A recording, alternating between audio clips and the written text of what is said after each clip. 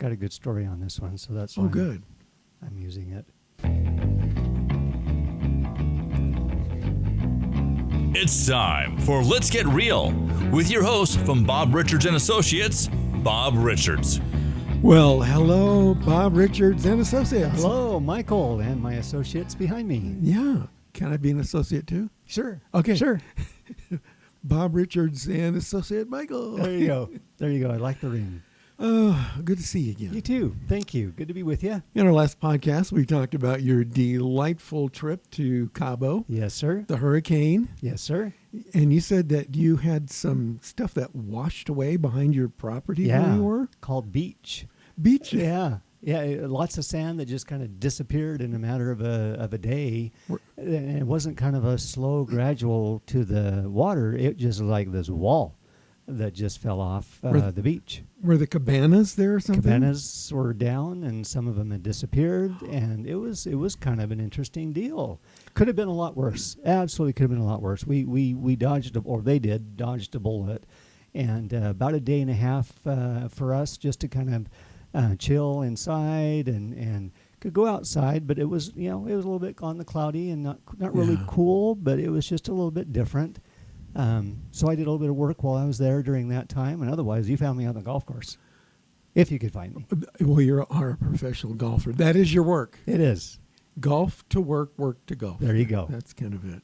I remember when we lived in Laguna, Dana Point, we'd go down to San Clemente after some of these Oh. big storms, Uh-huh. and where there was beach and things like that. After the storms, not only was the beach, palm trees that were on the shore, Yeah. they're gone. I mean, they weren't even standing Really? up 20 feet offshore. The palm trees were gone. There were no more palm trees, and it Oh was my just gosh. sliced straight down like a sheer cliff. Uh-huh. So it was like beach, beach, beach, cliff, Uh-huh. ocean. Wow. It was just gone. Wow. So it's pretty powerful stuff. is. I It can is. imagine a hurricane would wipe you out. Oh, no kidding.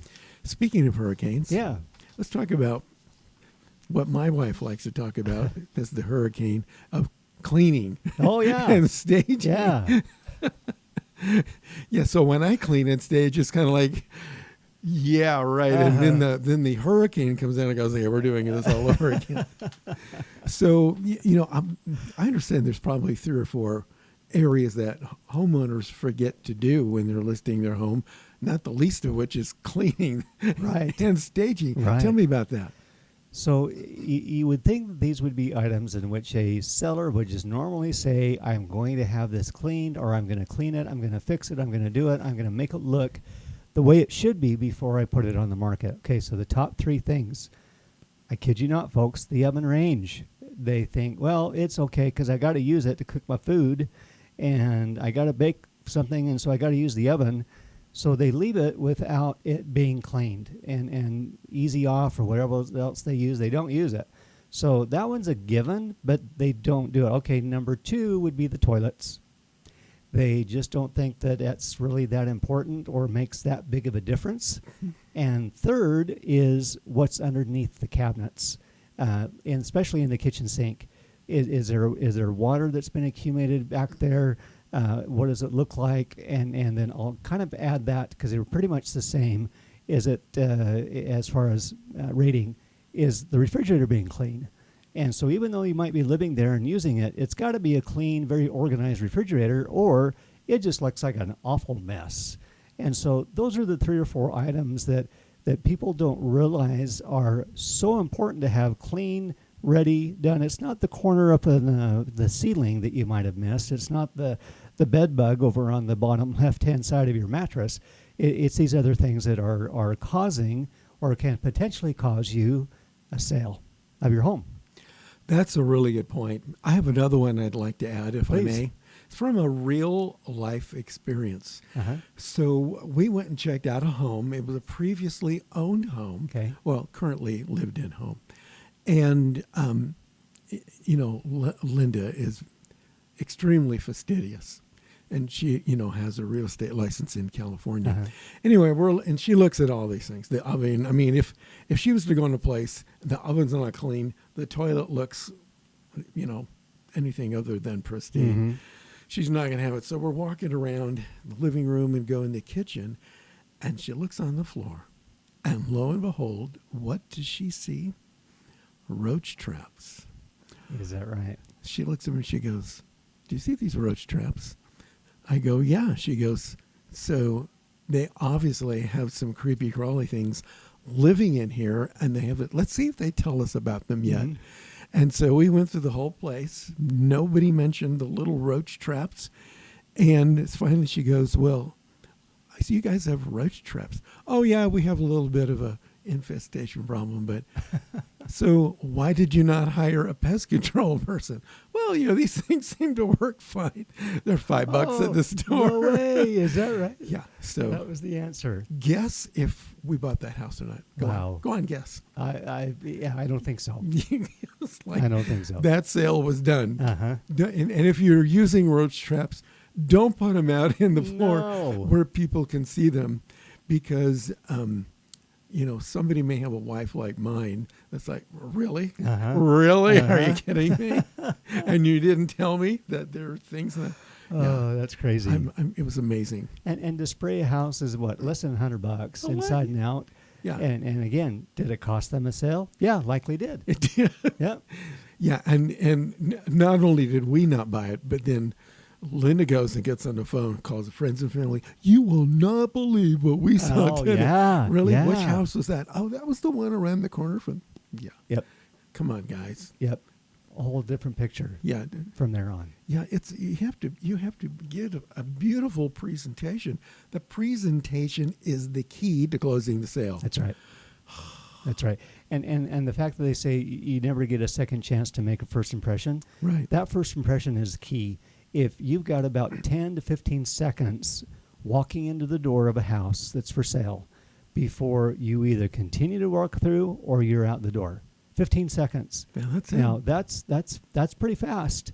And when you think about, okay, well, they were there 30 minutes, 45 minutes, that was great. 15 seconds, something was not right. Something Yeah. they were not expecting, looking for. Maybe the agent had promised it was one thing and it was another. Whatever that looked like, that 15 seconds caused a potential contract from being Yeah. made. So I want to talk about staging. Okay. So before we talk about staging, like a new home or a vacant home, Uh-huh. is there ever a time when you would stage a pre-existing home that has people living in it, and you might stage things within that home, or make some modifications or move things around just to make it more marketable? Does Mhm. that ever happen? It is.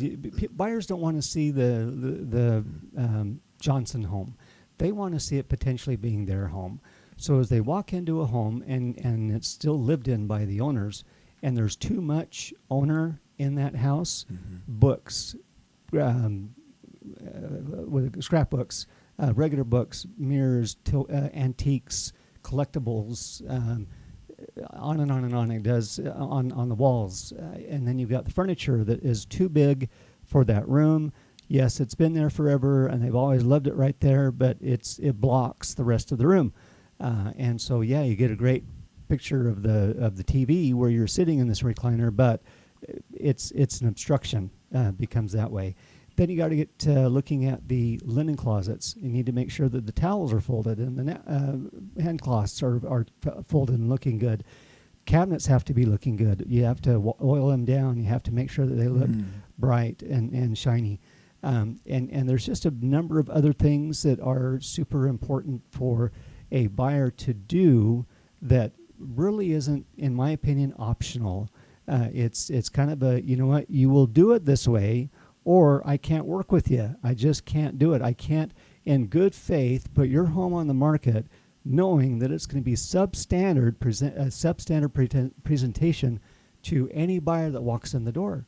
And sellers are sometimes offended, Michael. They're like, well, but this is our home. Yeah. I understand it's your home. We're wanting to make it no longer your home. Yeah. It needs to go away. Yeah. Your house needs to be, I'm going to use the word agnostic. Okay. And when you were talking just now, it reminded me of an actual occurrence that that happened to me in the olden days when I was living in California and working for one of the title insurance companies. I used to go out on caravan and tour with the realtors just to kind of get a sense of direction and see what's going on in the market. I remember we walked into this one house in Central California, and I was with two real estate friends of mine, and they're standing there, and you mentioned books. They're standing there, and they're looking at the bookshelf. This person had a preponderance of books of eclectic titles, and many of which were theologically and politically controversial. Really? Yes. And so I remember she goes, Michael, look at this. I go, what? She goes, look at these books. And I go, oh my gosh, is this guy a Nazi?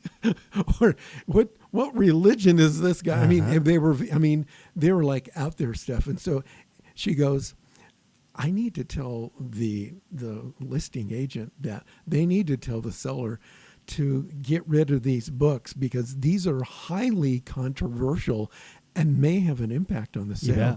And she is the one that used the word. She goes, the house needs to be agnostic. We don't care what your political or your religious views are. They're yours, but don't make them mine. Exactly. This place needs to be vanilla and domestically agnostic. There you if go. you want to put it I that like way. it. Yeah, And because that's that. easily to get offended. Yeah, she And goes, in that and 15 seconds, you're gone. yeah, she told me, you need to pull these things out here, put them under your bed or Good. put them in the closet.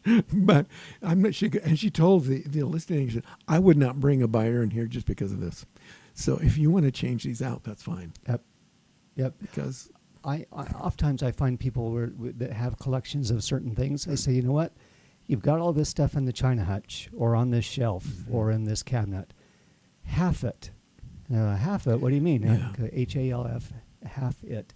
Meaning that if you've got full bookshelves, half it. Take half of them down, kind of separate them a little bit with some bookends, and that way it shows more of the cabinet rather than of the collectibles. Because people are going to look at collectibles and say, "Oh, I don't have that one. Oh, I really like that one. That one's my favorite. Oh, I love that." I'm speaking of Yadro and some of these other things that are very expensive items. You just want to get that out of the way. And not have the possibility of getting a distracted buyer. Distracted buyer is going through, but when you're going out the door and you talk to the buyer and say, hey, what'd you think of the home? Well, we really didn't get a chance to see it. We saw a lot of their stuff, but it must not be for us. I'm like, okay, had it been for you, meaning neutral, vanilla, sanitized, both literally and figuratively. for your protection. Yes, absolutely. Then that would be a different story. But again, they tend to just kind of like, no, must not be for us. Let's keep looking. Yeah. It just doesn't feel like us. Yeah. I'm not getting a good vibe. That's it. Two very common Yeah. statements. This is not our vibe. Yeah. Yeah. Yeah. Creepy. It is. It is. So let's say this. Let's say that I have a house and you sold it for me because you are Bob the realtor. And I've just been transferred and I've bought a new house and I have moved everything to the new house. But in the meantime, the house that you are now have listed, there's nothing in there. There's no furniture. Is it going to sell faster if you stage it for me? And what are you going to do for it? What do you put in there? No, very, very good question. I personally have a staging company that I own. You're not going to find any other realtor in Washington County that has a staging company of their own. As a courtesy to my sellers, I will stage that house prior to it being listed because I know that our market here tends to have maybe a little bit older affluence in age. That affluence or that age might result into a bad knee, a bad hip, just being able to get around. And so stairs are not their friend. And guess what else? A vacant floor.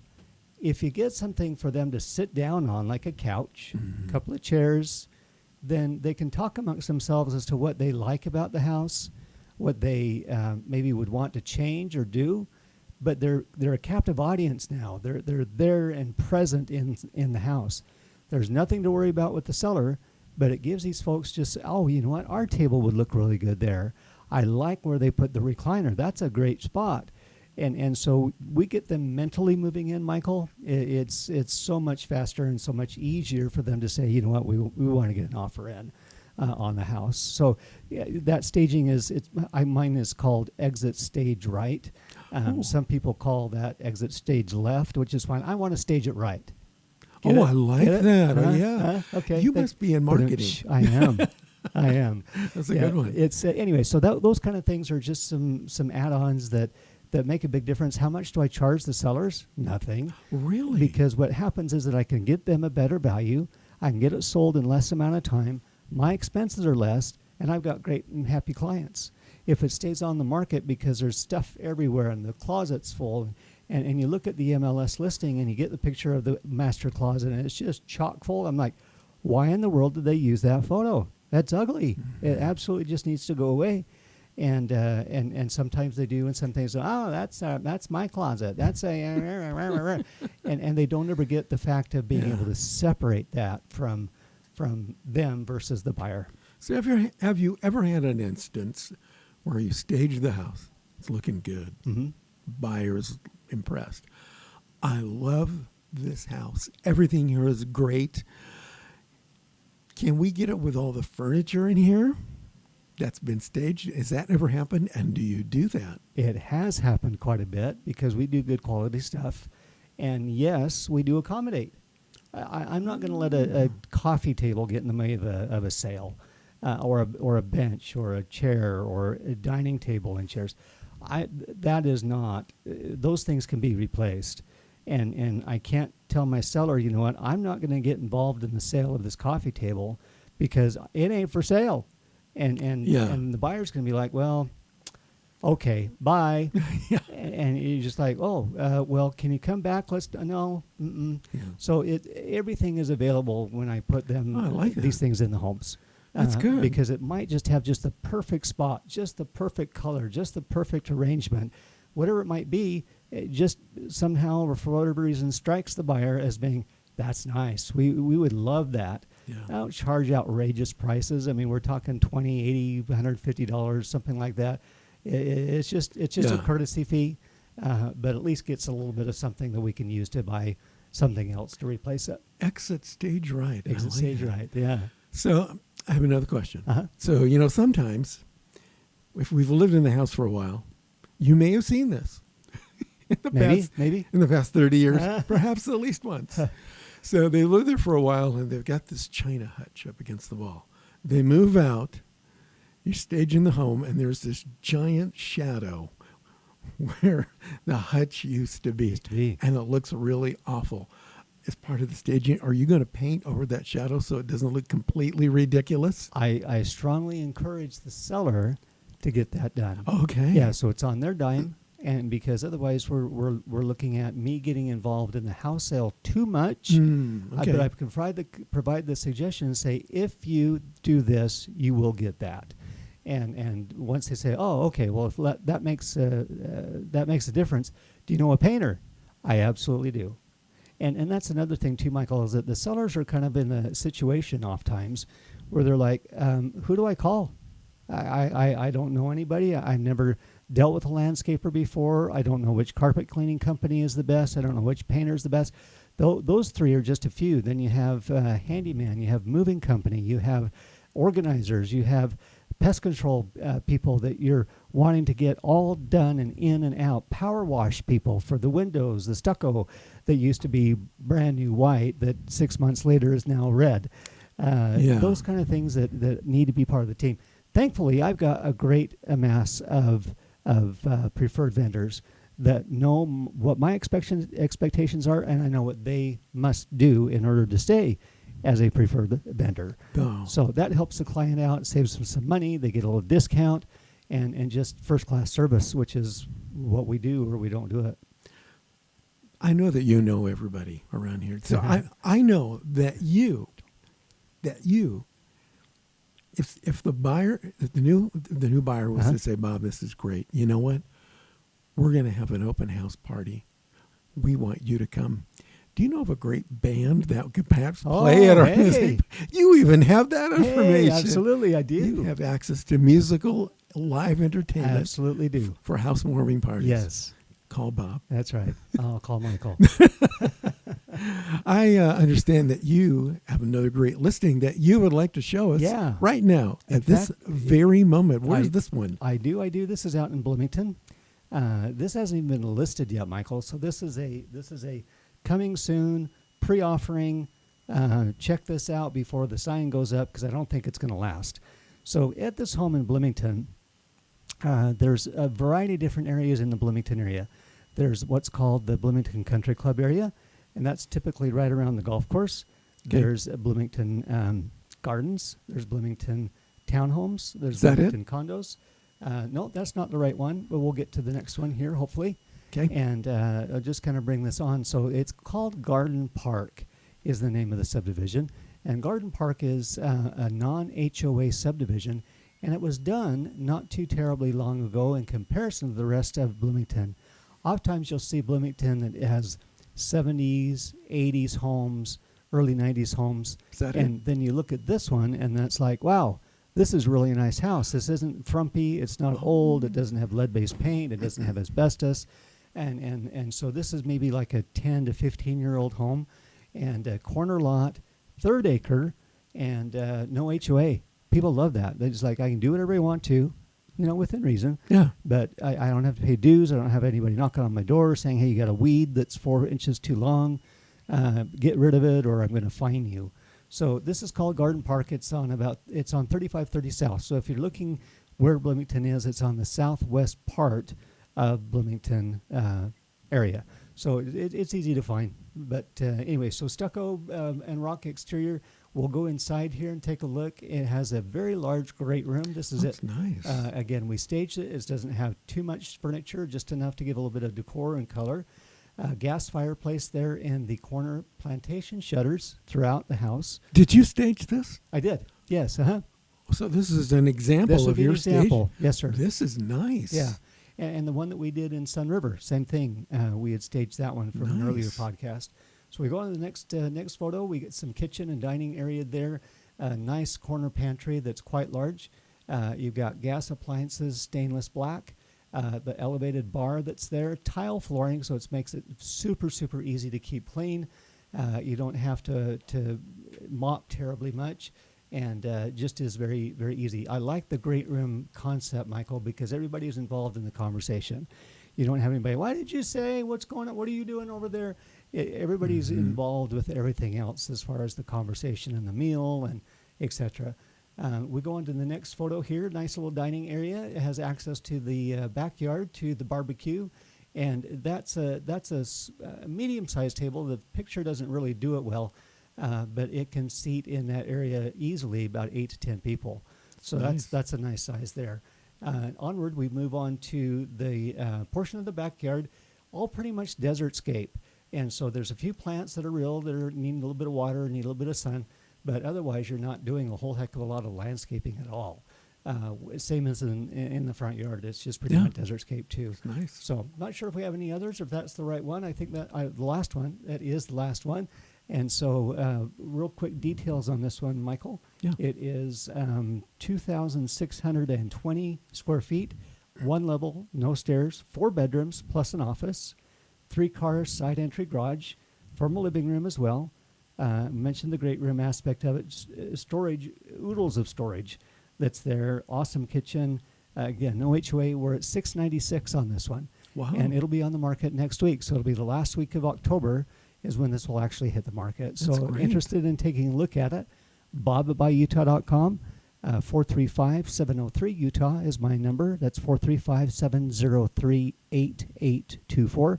You can call, you can text me. Buyutah.com is my website. Makes it pretty easy for anybody to be able to reach me. Yeah. 4 bedrooms and an And office. an office. Yeah. So do you think they would mind if I used that office? Not at all. Yeah, I'll use the other ones. Okay. I wouldn't have to buy. No. But the new buyers would just, I could rent it out to me.